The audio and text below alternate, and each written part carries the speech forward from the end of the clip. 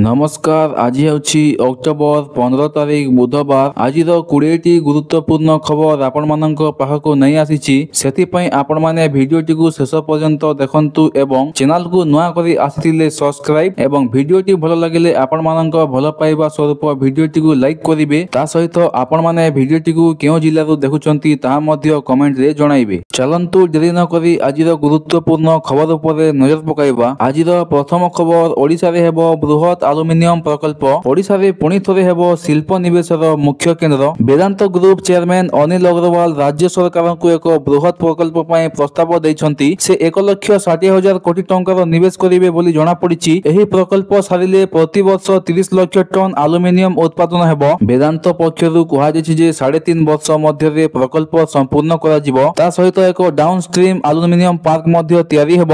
ଅନିଲ ଅଗ୍ରୱାଲ ଏନେଇ ମୁଖ୍ୟମନ୍ତ୍ରୀ ମୋହନ ଚରଣ ମାଝୀଙ୍କୁ ଚିଠି ଲେଖିଛନ୍ତି। ଗତକାଲି ଲୋକସେବା ଭବନରେ ମୁଖ୍ୟ ଶାସନ ସଚିବ ମୋହନ ଆହୁଜାଙ୍କ ଅଧ୍ୟକ୍ଷତାରେ ଗୁରୁତ୍ୱପୂର୍ଣ୍ଣ ବୈଠକ ହୋଇଥିଲା, ଯେଉଁଠି ଏହି ମହାପ୍ରକଳ୍ପ ବିଷୟରେ ବିସ୍ତାର ଆଲୋଚନା ହୋଇଛି। ସରକାର ଦେଇଛି ଆଶ୍ୱାସନା, ବେଦାନ୍ତକୁ ମିଳିବ ସମସ୍ତ ପ୍ରକାର ସହାୟତା। ଅନିଲ ଅଗ୍ରୱାଲ ଖୁବ୍ ଶୀଘ୍ର ଓଡ଼ିଶା ଆସି ମୁଖ୍ୟମନ୍ତ୍ରୀ ମୋହନ ଚରଣ ମାଝୀଙ୍କୁ ଭେଟି ପ୍ରକଳ୍ପ ବିଷୟରେ ଆଗୁଆ ଆଲୋଚନା କରିବେ। ଏହି ପ୍ରକଳ୍ପ ସାରିଲେ ଓଡ଼ିଶାରେ ହେବ ନୂତନ ଶିଳ୍ପ ବିପ୍ଳବ। ପରବର୍ତ୍ତୀ ଖବର, ଦୀପାବଳିକୁ ନେଇ ଆସିଲା ବଡ଼ ଘୋଷଣା। ମାତ୍ର 2 ଘଣ୍ଟା ଫୁଟିବ ବାଣ, ନିୟମ ଭାଙ୍ଗିଲେ ହେବ ବଡ଼ ସମସ୍ୟା। ଆଲୋକର ପର୍ବ ଦୀପାବଳି ପାଖେଇ ଆସିଗଲା ଓ ଏହାକୁ ନେଇ ଆସିଛି ନୂଆ ନିୟମ। ରାଜ୍ୟ ପ୍ରଦୂଷଣ ନିୟନ୍ତ୍ରଣ ବୋର୍ଡ ଏବେ ଜାରି କରିଛି ଯେ ବିଶେଷ ଗାଇଡଲାଇନ। ଏବେ ବାଣ ଫୁଟାଇବା ସମୟ ହେବ ମାତ୍ର ସନ୍ଧ୍ୟା 7ଟାରୁ 9ଟା ପର୍ଯ୍ୟନ୍ତ, ଅର୍ଥାତ୍ ମାତ୍ର ଖାଲି 2 ଘଣ୍ଟା। ତା ସହିତ ଅଧିକ ଶବ୍ଦ ହୋଇଥିବା ବାଣ ଫୁଟାଇବାକୁ ବର୍ଜନ କରାଯାଇଛି। ଏହି ବାଣର ଶବ୍ଦ 125 ଡେସିବେଲ ଠାରୁ ଅଧିକ ହେଲେ ଦଣ୍ଡ ମିଳିବ। ଶାନ୍ତି କ୍ଷେତ୍ର ଯେପରିକି ହସ୍ପିଟାଲ, ସ୍କୁଲ, ମନ୍ଦିର, କୋର୍ଟ ଏବଂ ପାର୍କ ନିକଟରେ ବାଣ ଫୁଟାଇବା ସମ୍ପୂର୍ଣ୍ଣ ବନ୍ଦ। ସୁପ୍ରିମକୋର୍ଟଙ୍କ ନିୟମ ଅନୁସାରେ ଖାଲି ସବୁଜ ବାଣ ଫୁଟାଇ ପାରିବେ ଲୋକେ, ଯେଉଁଥିରେ ବେରିୟମ କିମ୍ବା ଅନ୍ୟାନ୍ୟ ବିଷାକ୍ତ ରାସାୟନିକ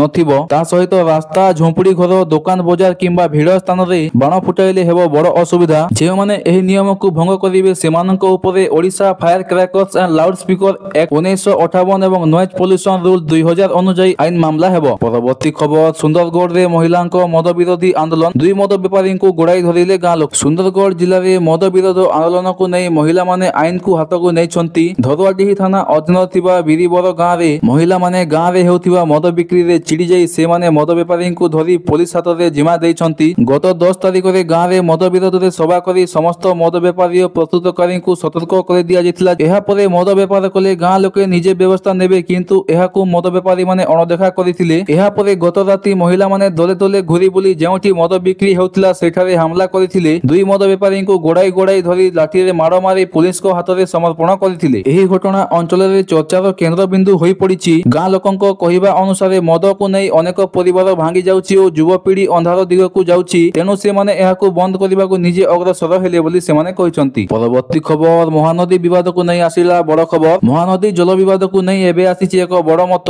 ସୁପ୍ରିମକୋର୍ଟର ପୂର୍ବତନ ବିଚାରପତି ଓ ଓଡ଼ିଶା ହାଇକୋର୍ଟର ପୂର୍ବତନ ମୁଖ୍ୟ ବିଚାରପତି ଜଷ୍ଟିସ ଗୋପାଳ ଗୌଡ଼ କହିଛନ୍ତି ଯେ ମହାନଦୀ ବିବାଦର ସମାଧାନ ପାଇଁ ପ୍ରଧାନମନ୍ତ୍ରୀଙ୍କ ହସ୍ତକ୍ଷେପ ଆବଶ୍ୟକ। ସେ କହିଛନ୍ତି ଟ୍ରିବ୍ୟୁନାଲ ମାଧ୍ୟମରେ ନୁହେଁ, ମଧ୍ୟସ୍ଥତା ମାଧ୍ୟମରେ ଏହି ବିବାଦର ସମାଧାନ ହେବା ଉଚିତ। ଦିଲ୍ଲୀରେ ହୋଇଥିବା ମହାନଦୀ ସଂସଦ ସଭାରେ ସେ ଏହି ମତ ରଖିଥିଲେ। ଜଷ୍ଟିସ ଗୌଡ଼ କହିଛନ୍ତି ଯେ ସୁପ୍ରିମକୋର୍ଟଙ୍କ ନିର୍ଦ୍ଦେଶ ଅନୁଯାୟୀ 2018 ମାର୍ଚ୍ଚରେ ମହାନଦୀ ଟ୍ରିବ୍ୟୁନାଲ ଗଠିତ ହୋଇଥିଲା, କିନ୍ତୁ ଏ ପର୍ଯ୍ୟନ୍ତ କିଛି ପ୍ରଗତି ହୋଇନି। କାବେରୀ ଓ ଅନ୍ୟାନ୍ୟ ନଦୀ ବିବାଦ ଯେପରି ବର୍ଷ ବର୍ଷ ଧରି ଚାଲିଥାଏ, ମହାନଦୀ ମାମଲା ମଧ୍ୟ ସେହିପରି ଲମ୍ବି ଯିବାର ଆଶଙ୍କା ରହିଛି। ସେ ଆହୁରି ମଧ୍ୟ କହିଛନ୍ତି ଯେ ମଧ୍ୟସ୍ଥତା ମାର୍ଗରେ ଗଲେ ଦ୍ରୁତ ଓ ଦୁହେଁଙ୍କ ପକ୍ଷରେ ଲାଭଦାୟକ ଫଳ ମିଳିପାରେ। ବର୍ତ୍ତମାନ ଓଡ଼ିଶା, ଛତିଶଗଡ଼ ଓ କେନ୍ଦ୍ର ତିନୋଟି ଜାଗାରେ ଭାରତୀୟ ଜନତା ପାର୍ଟି ସରକାର ରହିଛି। ତେଣୁ ଏହି ସମୟ ହୋଇଛି ସମାଧାନ ପାଇଁ ସୁଯୋଗଜନକ ସମୟ। ମହାନଦୀ ବଞ୍ଚାଓ ଆନ୍ଦୋଳନ ପକ୍ଷରୁ ହୋଇଥିବା ଏହି ସଂସଦରେ ଆଇନଜୀବୀ, ରାଜନେତା, ପୂର୍ବତନ ଅଧିକାରୀ ଓ ନାଗରିକ ସମାଜ ପ୍ରତିନିଧି ମାନେ ଯୋଗ ଦେଇଥିଲେ ଏବଂ ଏକ ଧରଣର ସନ୍ଦେଶ ଦେଇଥିଲେ। ପରବର୍ତ୍ତୀ ଖବର, ଜମି କିଣାରେ ଆସିଲା ବଡ଼ ପରିବର୍ତ୍ତନ। ଏବେ ଗ୍ରାମାଞ୍ଚଳରେ ଜଳାଶୟ ଛାଡ଼ି ସମସ୍ତ ପ୍ରକାର ଜମି ପାଇଁ ବିନା ଅନୁମୋଦନରେ ପାର୍ଟ ପ୍ଲଟ ପଞ୍ଜୀକରଣ କରିହେବ। କିନ୍ତୁ ଯଦି ଜଳାଶୟ ଜମି ଅଛି ସେଠାରେ ପାର୍ଟ ପ୍ଲଟ ନୁହେଁ, ସମ୍ପୂର୍ଣ୍ଣ ପ୍ଲଟର ପଞ୍ଜୀକରଣ କରିହେବ। ଏହି ନିୟମ ଗ୍ରାମାଞ୍ଚଳରେ ଜମି ବିକିବାକୁ ଅଧିକ ସହଜ କରିଦେଇଛି, କିନ୍ତୁ ଟାଉନ ପ୍ଲାନିଂ ଅଥରିଟି ଅଧୀନରେ ଥିବା ଅଞ୍ଚଳରେ ଅଥରିଟିର ଅନୁମତି ଆବଶ୍ୟକ ପଡ଼ିବ। ବଂଶାନୁକ୍ରମିକ ପାରିବାରିକ ଜମି ହେଲେ ତାହା ପାଇଁ ଅନୁମତି ଦରକାର ହେବ ନାହିଁ। ଏକ ବଡ଼ ପ୍ଲଟରୁ ଗୋଟେ ଥର ପାଇଁ 500 ବର୍ଗ ମିଟର କମ୍ ଜମି ପଞ୍ଜୀକରଣକୁ ଅନୁମତି ମିଳିବ। ତେବେ ସେହି ଜମି ରିଏଲ ଏଷ୍ଟେଟ ଉଦ୍ଦେଶ୍ୟରେ ବ୍ୟବହାର କରିହେବ ନାହିଁ। ଚାଷ ଜମି ପାଇଁ ମଧ୍ୟ ପାର୍ଟ ପ୍ଲଟ ପଞ୍ଜୀକରଣ କରିହେବ, କିନ୍ତୁ ସେହି ଜମି କେବଳ କୃଷି କାମ ପାଇଁ ବ୍ୟବହାର କରିହେବ। ପଞ୍ଜୀକରଣ ସମୟରେ ଜମିର ମ୍ୟାପ, ସୀମା ଓ घोषणा पत्र दरकार हेबो। एही सब जांच हेबा परे पंजीकरण आराम से होई जिवो। परवर्ती खबर कार किनिबे महिला सुध सुझिबे मोहन सरकार। नवीन सरकारक स्कूटी योजना रूप बदली गला। एबे महिलांकु स्कूटी नुहे मोहन सरकार देबे कार। महिला सशक्तिकरण पई आसुची आम सुभायक योजना। एहा अनुसार जणे महिलांकु मिलिबो 10 लाख टंका पर्यंत ऋण। 4 वर्ष रे 1100 महिलांकु दियाजिवो कार एवं प्रथम वर्ष रे 200, द्वितीय वर्ष रे 250, तृतीय वर्ष रे 300 एवं चतुर्थ वर्ष रे 350 महिलांकु दियाजिवो गाड़ी। ता मध्यरु ईवी कार किनिले अधिक 2 लाख टंका प्रोत्साहन मिलिबो। 21 रु 40 वर्ष महिला माने एही योजना रे आवेदन करि परिबे। सुभद्रा योजना हिताधिकारी महिला एसएचजी मेंबर एवं एसआरटीसी सीआरयूटी ड्राइवर माने पाई परिबे एही सुविधा। गाड़ी नेला बेले 1 लाख टंका देवाकू पड़िबो। बाकी 9 लाख टंका बैंक रूपे मिलिबो ऋण। गाड़ी किनिला परे 3 मास परे आरंभ हेबो ऋण परिशोध प्रक्रिया। सुध खर्च उठाइबे सरकार। एही योजना पई सर्वमोट 110 कोटी टंका खर्च हेबो। सठिक भाबे कार्यकारी करिबा पई गठन हेबो स्टीयरिंग कमिटी। सरकार प्रति 3 मास रे महिलांक आयर हिसाब करिबे। ए पर्यंत 6216 जन महिला ड्राइवर ट्रेनिंग नै छंती। एही योजना द्वारा अधिक महिला माने आत्मनिर्भरशील हेबे बोली सरकार को तरफरु आशा करा जायछि। परवर्ती खबर नुआपड़ा उपनिर्वाचन रे जय ढोलकिया हेबे बीजेपी प्रार्थी। 16 तारिख रे नामांकन पत्र। नुआपड़ा उपनिर्वाचन पई बीजेपी प्रार्थी हेबे जय ढोलकिया। सब किछि फाइनल होई सारिछि। एबे केवल घोषणा बाकी अछि। राज्यसभा सांसद सुजित कुमार कनक न्यूज को एक्सक्लूसिव सूचना देई कहिसंती जे बीजेपी नुआपड़ा पई जय ढोलकिया को प्रार्थी करिवो एवं से 16 तारिख रे नामांकन पत्र भरिबे बोली से सूचना दैछंती। एवं मुख्यमंत्री मोहन चरण माझी मध्य नुआपड़ा गस्त करिवे एवं नामांकन समय रे उपस्थित रहिबे। सेही दिने प्राय 2000 रु अधिक कांग्रेस और बीजेडी कर्मी बीजेपी रो जोग देबे बोली से सूचना दैछंती। ता सहित एपरि परिस्थिति रे बीजेपी राज्य सभापति मनमोहन सामल कहिसंती पार्टी खूब शीघ्र नुआपड़ा पई प्रार्थी घोषणा करिवो। कोर कमिटी बैठक ना रे निष्पत्ति होई सारिछि एवं सही ना केंद्रीय पार्लियामेंट बोर्ड को पठा जायछि। बीजेपी केंद्रीय बोर्ड जेबे मोहर मारिबो सेबे अधिकारी को नाम घोषणा हेबो। से एहा मध्य कहिसंती जे बीजेपी काहाकू अपेक्षा करे नाही, दल निज प्रतिक्रिया रे चले। परवर्ती खबर वैभव सूर्यवंशी को 14 वर्ष रे बड़ दायित्व। केवल 14 वर्ष बयस रे उदीयमान क्रिकेटर वैभव सूर्यवंशी बिहार टीम रे रणजी ट्रॉफी 2025-26 पई उप अधिनायक नियुक्ति होइचंती। प्रथम 2 राउंड रे तांकर नेतृत्व देखिबाकू मिलिबो। एहा सहित से भारतर सबुठारु कम बयस रे क्रिकेटर जे कि एमिति दायित्व पाइछंती। वैभव पूर्वरु आईपीएल और यूथ मैच रे शतक हासिल करिछंती। इंग्लैंड और ऑस्ट्रेलिया रे मध्य धुआंधार खेलिछंती से। आईपीएल 2025 रे गुजरात टाइटन्स विपक्ष रे 35 बॉल रे शतक हासिल करिथिले, जहा टी20 एवं आईपीएल इतिहास रे सबुठारु कम बयस रे शतक मारिथिबा रेकॉर्ड करिछंती से। एबे वैभव रणजी सीजन रे बिहार पई खेलिबे एवं भविष्यत रे इंडियन टीम रे शामिल हेबा पई चयनकर्तांक दृष्टि रे आकर्षण करिबे। आसंता वर्ष जिम्बाब्वे एवं नाबिया रे खेला जिबाकू थिबा U19 विश्वकप रे निजकू मध्य प्रस्तुत करिबे। परवर्ती खबर केरल रे गैस विस्फोरण रे 2 ओडिया युवकक मृत्यु। केरल रो कन्नौज जिल्ला रे गैस टांकी विस्फोरण घटिथिबा रे 2 ओडिया श्रमिकक मृत्यु घटिथिबा बेले अन्य 2 युवक गुरुतर अवस्था रे आईसीयू रे भर्ती होइछंती। घटना समय रे सेमाने कैंप रे सोइथिले एवं गैस टांकी फाटी जायतिबारु एही घटनाटी घटि जायछि। मृत होइतिबा युवकक परिवार ओडिशा सरकार को सहायता निवेदन करिछंती। परिवार लोकक कहिबा अनुसार उपयुक्त चिकित्सा नथिबारु 2 युवकक मृत्यु होइछि। सरकारक हस्तक्षेप सह 2 गुरुतरंकु भल चिकित्सा जोगाइबा पई परिवार आवेदन करिछंती। परवर्ती खबर बरगड़ विश्व प्रसिद्ध धनुयात्रा को नै आसिला बड़ खबर। डिसेंबर 24 रु बरगड़ रो विश्व प्रसिद्ध धनुयात्रा आरंभ हेबो। एही वर्ष 78तम संस्करण हेबाकू दर्शक एवं परिवारक लोकक मध्य रे उत्साह जोगाइछि। यात्रा जनवरी 3 पर्यंत 11 दिन चलिबो। ता सहित एथर नूतन कलाकार मानकू महाराज कंस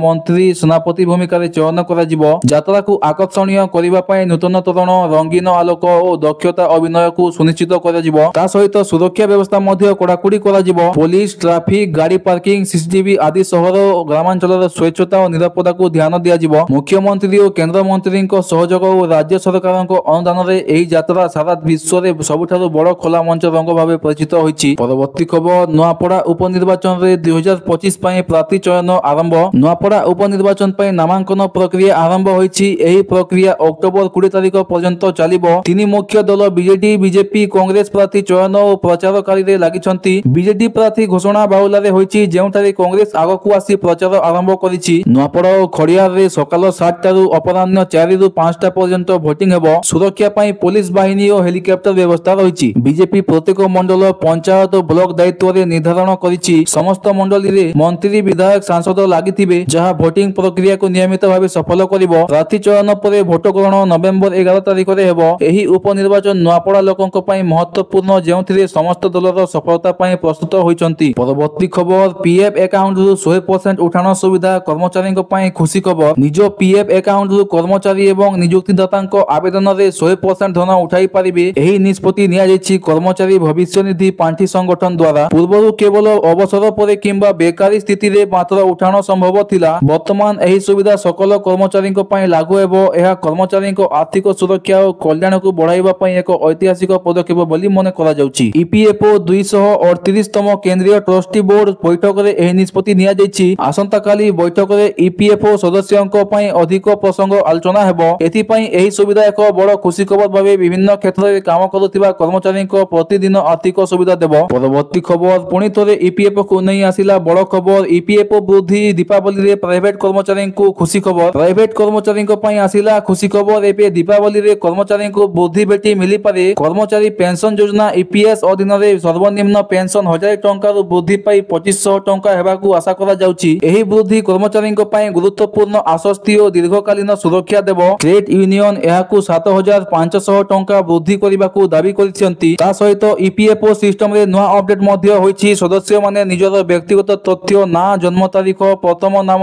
परिवार तथ्य सहजरे सीधा एडिट करि पारिबे। पूर्वरु जांच परे 28 दिन लागुतिला। एही सुविधा एही मासरे दीपावली रे निज ईपीएफओ अकाउंट को अधिक सुविधा उठाइबाकू कर्मचारी को सहज करिवो। परवर्ती खबर ई केवाईसी करिनथिले मिलिबनी मागणा चाउल। आसंता मासरु ई केवाईसी करिनथिबा हिताधिकारी को मागणा चाउल मिलिबो नाही। जोगाण मंत्री कृष्णचंद्र पात्र कहिसंती जे माने ई केवाईसी करिनांती सेमानक पई आसंता मासरु चाउल बंद हेबो। एही परि 15,67,000 हिताधिकारी ए पर्यंत ई केवाईसी करिनथिबार सूचना मिलुछि। पूर्वरु 30,000 अयोग्य राशन कार्ड को बाद दिया जायछि जहा फल रे 1.985 लाख लोक प्रभावित होइछंती। ता सहित 2,05,34 नुआ परिवार चाउल सुरक्षा योजना रे शामिल होइछंती। वर्तमान राज्य रे 5,967,000 नुआ आवेदन पत्र जांच हेउछि बोली सरकार को तरफ सूचना दिया जायछि। प्रति खबर भारत को गूगल देला बड़ उपहार। गूगल भारत रे प्राय $15 बिलियन निवेश करिवो। एहा सहित आंध्र प्रदेश रे भारतर सबुठारु बड़ एआई हब निर्माण करा जिवो जहा अमेरिका परे द्वितीय निकट रे एपरि महत्वपूर्ण पदक्षेप निया जिवो। Google cloud CEO Thomas Kurian कहिसंती जे नवा दिल्ली रे गूगल आगामी 5 वर्ष मध्य रे $15 बिलियन निवेश करिवो। एही एआई हब निर्माण पई अदानी ग्रुप सहित सहभागिता होईछि। एहा देश रे गूगल रो सबुठारु बड़ निर्माण हब हेबो। केंद्र मंत्री निर्मला सीतारमण अश्विनी वैष्णव और आंध्र प्रदेश मुख्यमंत्री नायडू एही कार्यक्रम रे जोग दैछंती। एही पदक्षेप भारत को एआई शक्तिशाली देश भाबे उभय करिवो। एहा सहित भारतर आईटी कंपनी और टेक जायंट माने एआई एवं क्लाउड सेवा रे वृद्धि पाइबारे सहजरे नुआ सुजोग मिलिबो।